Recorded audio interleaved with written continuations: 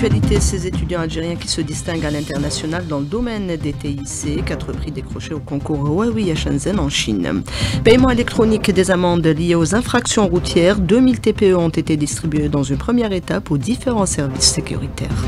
Dessalement d'eau de mer, des apports supplémentaires avec la mise en service le mois prochain de l'usine de Bjaya. Aujourd'hui, la contribution de l'eau dessalée atteint les 42% du mix AEP.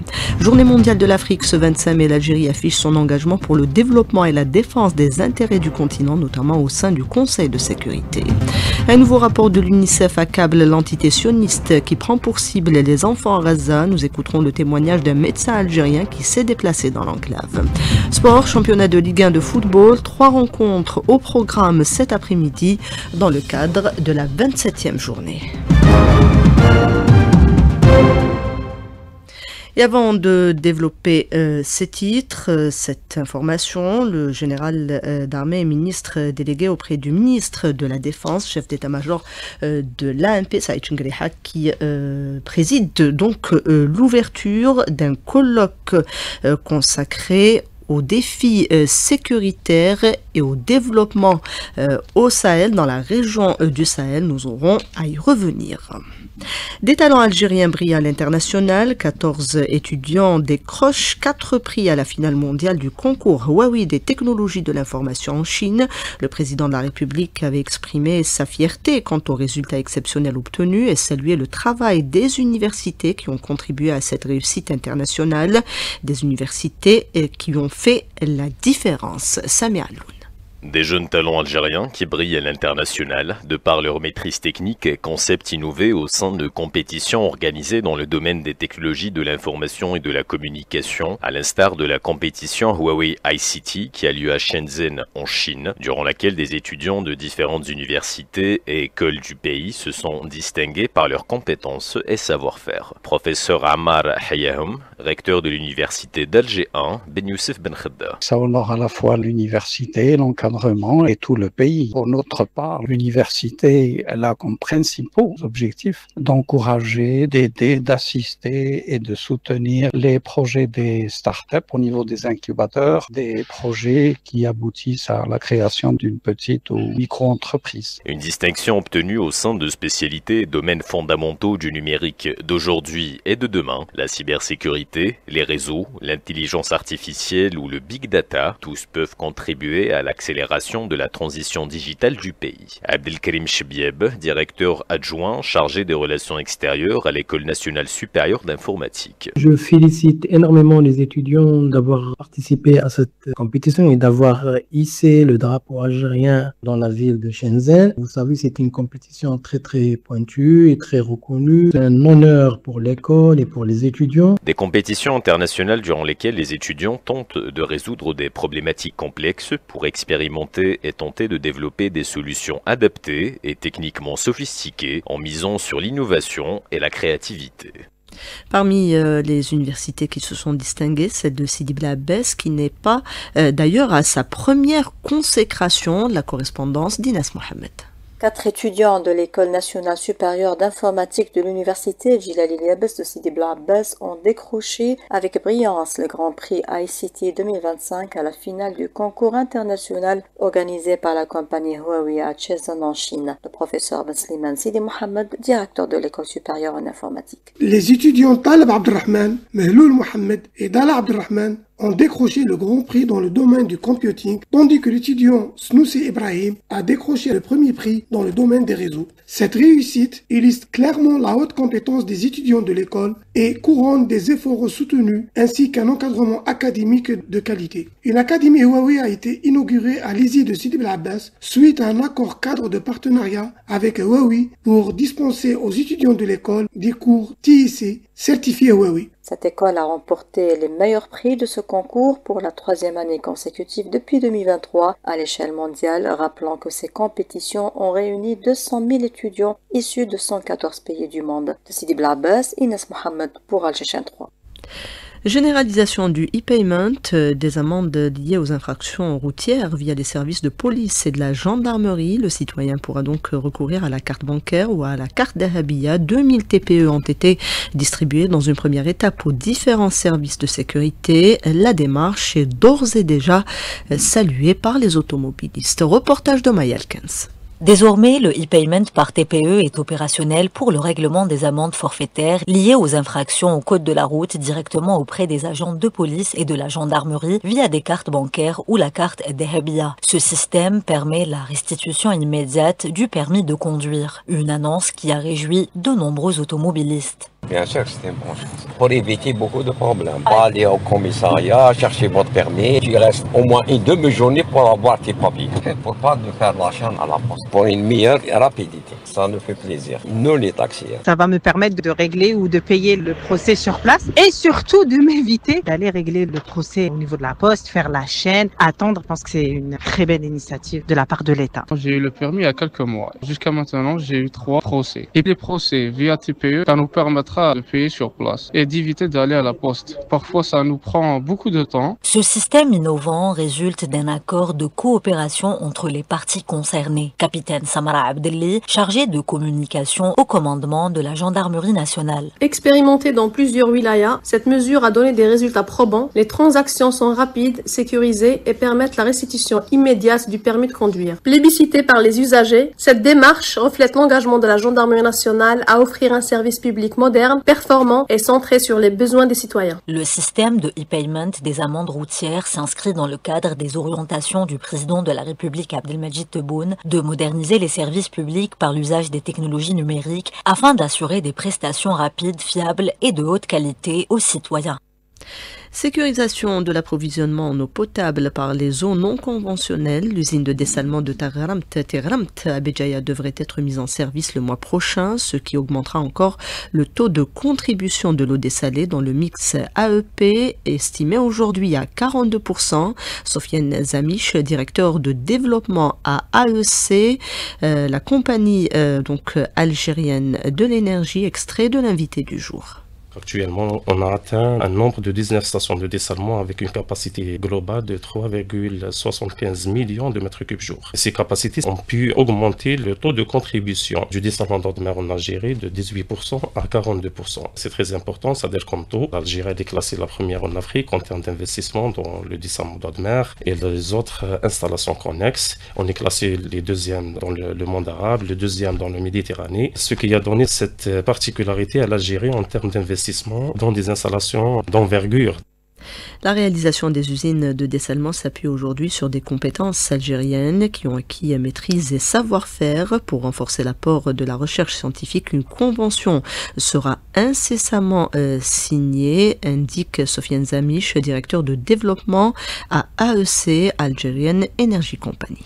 Nous avons déjà finalisé les discussions avec la Direction générale de la recherche scientifique et technologique auprès du ministère de l'enseignement supérieur et de la recherche scientifique. Donc nous avons finalisé la convention cadre. Inch'Allah, on va assister à la cérémonie de signature donc des jours à venir. Et à partir de là, on va essayer d'utiliser tout ce qui a été développé au niveau de nos universités pour impliquer les entités institutionnelles dans le développement des futurs projets de dessalement d'eau de mer.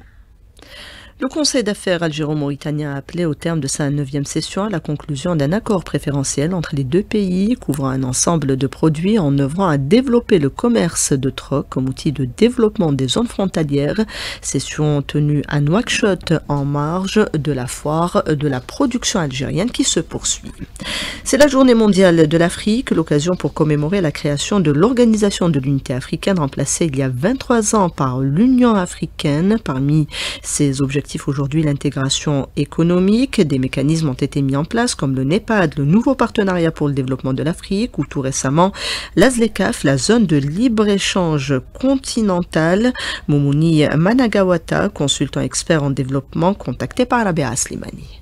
L'Afrique doit poursuivre cette ambition d'une Afrique intégrée sur le plan économique qui peut lui permettre de porter sa voix face aux grands ensembles mondiaux et face aux grands ensembles sous-régionaux, sachant que de l'autre côté, il y a des nouvelles dynamiques mondiales qui sont en train de se créer, notamment tout ce processus de création d'un monde multipolaire qui est en train de faire face au leadership anglo-saxon qu'on a connu jusqu'ici. Donc l'Afrique est face à cet enjeu global. Les pays africains doivent encore davantage se rapprocher, s'intégrer et initier des grands projets de développement. Mais jusqu'ici, l'Afrique, elle peine. Et pourtant l'Afrique aujourd'hui, elle est devenue un enjeu majeur. Les regards sont tournés vers l'Afrique parce que c'est elle qui regorge d'importantes ressources. L'enjeu du développement mondial aujourd'hui se trouve en Afrique. Et après avoir milité pour la décolonisation du continent après son indépendance, l'Algérie poursuit le combat pour une Afrique souveraine. L'Algérie est un acteur central pour la sécurité du continent, une sécurité qui ne peut se concrétiser sans développement. L'Algérie a été un des grands fondateurs de la création et de l'OIA et de l'unité africaine. L'Algérie, elle est en train de déployer beaucoup d'efforts pour imposer un leadership africain et pour tirer les autres pays africains vers une certaine indépendance avec plusieurs initiatives. Le leadership de l'Algérie est incontestable de ce point de vue et il est reconnu d'ailleurs de tous. Il y a des grands projets dans le pipeline parce que le désert qui sépare l'Afrique du Nord et l'Afrique au sud du Sahara, ça ne doit pas être perçu comme une barrière, cet espace-là, comme une opportunité d'intégration. L'Algérie a déjà là-dessus sur les questions d'électricité, mais aussi sur les questions d'acheminement d'autres ressources énergétiques, le pétrole. On a parlé d'un pipeline qui doit traverser l'Algérie, qui va aller jusqu'au Nigeria. Donc, c'est des projets comme ça qu'il faut initier pour intégrer, pour rapprocher, pour mettre les économies ensemble. L'UNICEF alerte une nouvelle fois sur la situation catastrophique dans laquelle se trouvent les enfants à Gaza lorsqu'ils ne sont pas directement ciblés par les bombes. L'objectif de ces massacres vise à pousser les Palestiniens vers le sud de l'enclave, explique le journaliste Rami Abou Jamous, contacté par Rabea Slimani.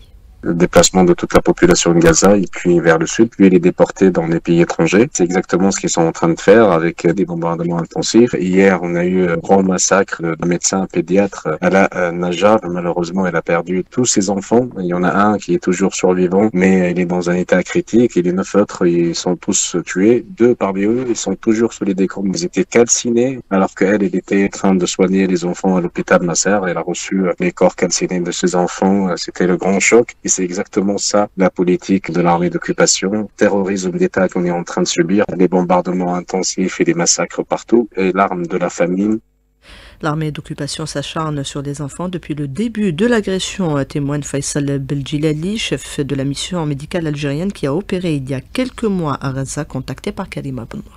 On assiste à un énième assassinat d'innocents. Je rappelle que le bilan s'élève actuellement à 16 500 enfants tués pendant la guerre, dont 1 millier d'enfants pratiquement moins d'1 an. Donc il s'agit de bébés qui sont morts et dont une bonne partie sont sous les décombres. Personnellement, je filmais des lives tous les jours depuis la salle des urgences, là où on recevait les premières victimes des bombardements. À un moment donné, j'ai arrêté de filmer parce que on avait le sentiment d'impuissance. Les enfants déchiquetés, des corps sans tête, l'odeur de la fumée, du brûlé. C'était un cauchemar pour tout être soucieux et responsable.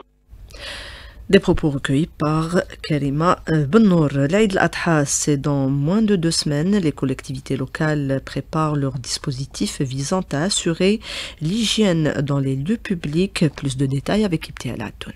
À l'approche de Eid al-Adha, les assemblées populaires communales redoublent d'efforts pour offrir aux citoyens un cadre de vie propre et salubre. À Belouizdad, l'équipe municipale a lancé déjà plusieurs opérations d'assainissement, ciblant notamment les points noirs de la commune. Une mobilisation anticipée qui vise à prévenir toute nuisance liée aux déchets générés durant cette fête religieuse. Mohamed Amamra, président d'APC de Belouizdad. On doit recenser tous les points noirs au niveau de la commune. C'est un travail quotidien qui se fait pour éradiquer tous les points de vue en matière d'assainissement. Il y aura le bureau d'hygiène qui sera en permanence. Un dispositif a été mis avec pour la collecte des pots et moutons. Une équipe de lavage va passer juste après. Même dynamique du côté de Ain Benyan où la présidente de l'APC, Nassera Boudjmil, a supervisé la mise en place d'un dispositif pour le jour de l'Aïd. D'ailleurs, des équipes techniques seront déployées dès les premières heures de la journée pour assurer la collecte des déchets et la désinfection des lieux publics. Nous procédons au nettoyage nettoyage et au désengorgement des avaloirs, tout en aménageant des espaces spécialement dédiés au sacrifice du mouton. Nos équipes d'hygiène seront mobilisées et pleinement préparées pour assurer la propreté des lieux. Des camions seront également mis en service pour la collecte des pots. Par ailleurs, un vétérinaire sera mis à la disposition des citoyens pour les accompagner dans le bon déroulement du rituel. Ces actions s'inscrivent dans un plan plus large élaboré par les communes pour garantir la propreté de l'environnement et préserver la qualité de vie des habitants pendant cette période festive. Il est 12h45. La suite du journal avec cet accident de la route enregistré ce matin, un accident qui a fait un mort à Relizane sur la voie express numéro 60A près de la commune de Sidi Khattab. 6 autres personnes ont été blessées dans cette collision entre 2 véhicules légers. Cap sur l'irrigation intelligente, une option pour mieux gérer la ressource et optimiser les rendements. La correspondance depuis Chlef de Brima Rahmani. Aujourd'hui, les exploitants agricoles sont confrontés à des défis tels que le gaspillage d'eau, la surirrigation ou la sous-irrigation. C'est là que l'automatisation entre en jeu grâce à l'utilisation de solutions et de technologies avancées. Le directeur général de l'Institut national des sols, irrigation et de drainage, Sherif Negri. On fait des investissements pour qu'il y ait une rentabilité. Il faut travailler avec la science et avec la technologie. Il n'y a que ça qui peut réduire les charges et être plus performant et rendre l'irrigation encore plus efficace et amortir les équipements le plus vite possible. Et avec le lancement des startups dans le monde agricole et cette deuxième génération d'agriculteurs qui est souvent à la recherche des nouvelles technologies, nous arrivons au but recherché, n'est-ce pas? Avec le lancement des startups il y a quelques années, c'est en train d'apporter des fruits parce que ça nous apporte de l'innovation, ça nous a fait introduire de la technologie dans l'agriculture, particulièrement dans le segment de l'irrigation, et ça apporte une valeur ajoutée très importante. Les nouvelles technologies dans le monde agricole, plus précisément l'irrigation, c'est d'abord réduire les charges, à commencer par la main-d'œuvre. Et sans la science, la technologie et l'innovation, on ne pourra pas gérer des grandes exploitations, le cas du sud algérien. Chlef Rima Rahmani, Algérie 3. Comme chaque dernier dimanche du mois de mai, les mamans sont à l'honneur, l'occasion pour nous de dire merci à celles qui ont donné la vie, qui nous ont donné la vie. Maïssa Smaïl. Ce dimanche, les mots simples, sincères et pleins de tendresse des enfants sont à eux seuls de véritables cadeaux. Khadija, 3 ans, j'aime ma maman, gentille ma maman. Je m'appelle Yasmine, bonne fête.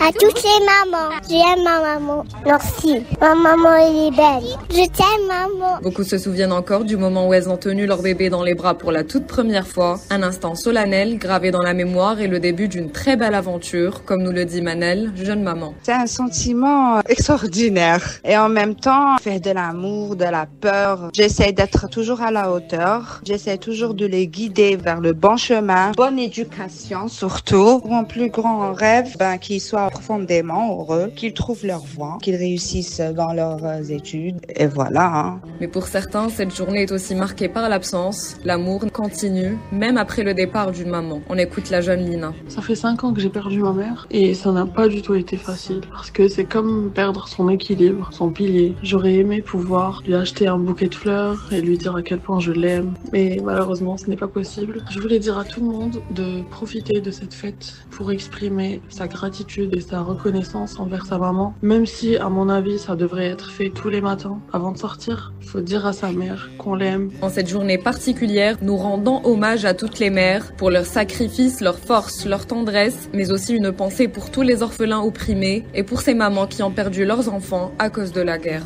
Tout mon amour, maman, je t'aime. Passe au sport avec vous, Hamza Rahmouni.